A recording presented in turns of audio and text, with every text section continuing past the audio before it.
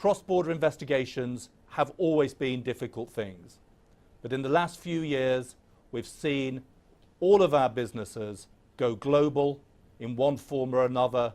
We have seen increasingly complicated corporate structures put in place so that we can all leverage those opportunities to maximum advantage.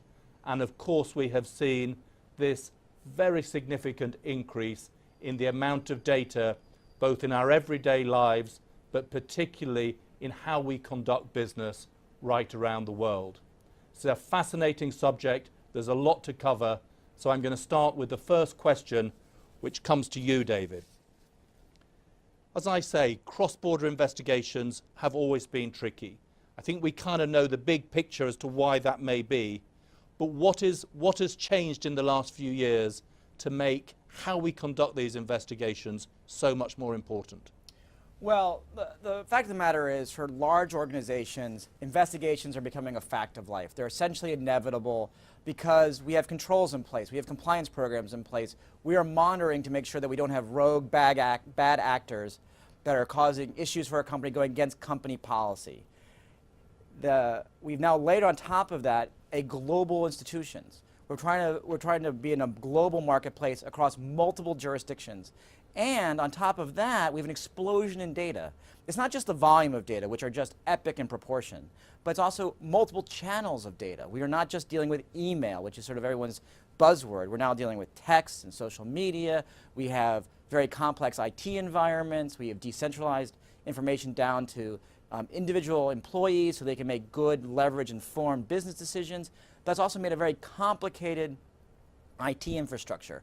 So now we can have issues or concerns happen in multiple jurisdictions at once and have data in both those jurisdictions and in other jurisdictions. And then we layer on top of that issue, right, where we're trying to move very quickly to figure out if we have a problem, because good corporate governance, good corporate citizenship, we want to root out these issues and then turn to whatever regulatory environment that we exist in and get ahead of the message, right? We want to know what these problems are. We don't want to be caught by surprise. We don't want to have a litigation spring up where we don't know it.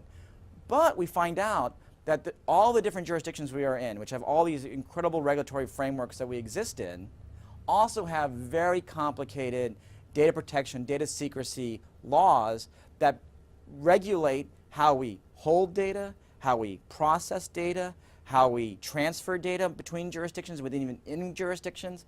And we have a lot of different actors and stakeholders in these products. So it's the employees might have specific rights, trade associations, workers' council, our customers, third-party contractors, all have different rights of their own that they're going to want to make sure aren't trampled on in our rush to figure out the truth, right? Because investigations, at the heart of the matter, investigations are about what happened, what's the meaning.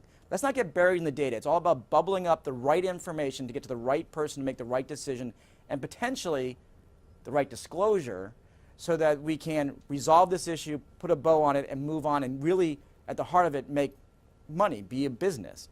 And so if you're looking at the world of cross-border investigations where we're all working in multiple areas at once, the data, which is where we find the truth, right, between the interview of the witnesses and looking at the documents, there's this now regulatory framework which is unique in each different jurisdiction that we have to think about, because if this is a high-value, high-profile investigation, right, that we might be disclosing, there's going to be scrutiny by all those different jurisdictions about how we actually implemented that investigation and what we did to get to the data. So the magnitude of the problem has increased, but equally it sounds that our expectations of what is going to be achieved have increased. Jim, you've worked in these kind of situations in lots of different parts of the world. Does it vary by market and by sector? I mean, we're talking about a significant global expansion of our business reach. Are there particular parts of this world that are more troublesome than others? The simple answer is yes, absolutely. I think first and foremost, companies and organizations themselves don't really understand data, or they don't understand the value that sits within the data. And so if we draw back to a simple premise, in a recent control risk survey of 316 inside and outside senior counsel, 2/3 of them said that within the next 2 years, they are going to face a complex international investigation that's going to require moving data across borders. So that is a reality. So when we go around the markets, all markets and sectors have challenges. Today, what's in the headlines? China's right up on top. The Politburo has recently started a 5-year campaign to root out corruption within the country. What has that done? It's turned 27 Chinese pharmaceutical companies and 33 international pharmaceutical companies right into the spotlight. They have huge complex data problems, and when you overlay the Chinese State Secrets Act and the challenges with dealing with data in China, it confounds it.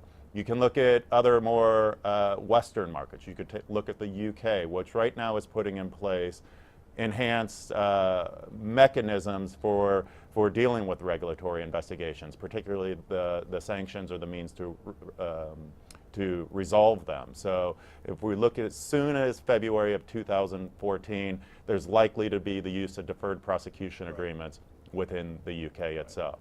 We can look at more complex business environments such as Russia or various places around, across the African continent. Very complex and opaque in many ways that they deal with business, so data becomes complicated in those matters.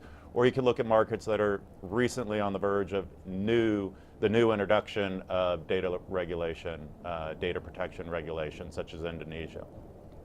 If you look at sectors themselves, there's no sector is immune to investigation. So, and it's swept the board, from oil and gas to manufacturing to entertainment. So I think what we have to realize is data is an asset to organizations. It's the only asset that in the main is not inventoried on a systematic basis. We don't know where it is and we don't know what we have. And I think if we fall back on that premise, we have to pre-plan to understand how to best solve these complex investigations before we get into the middle of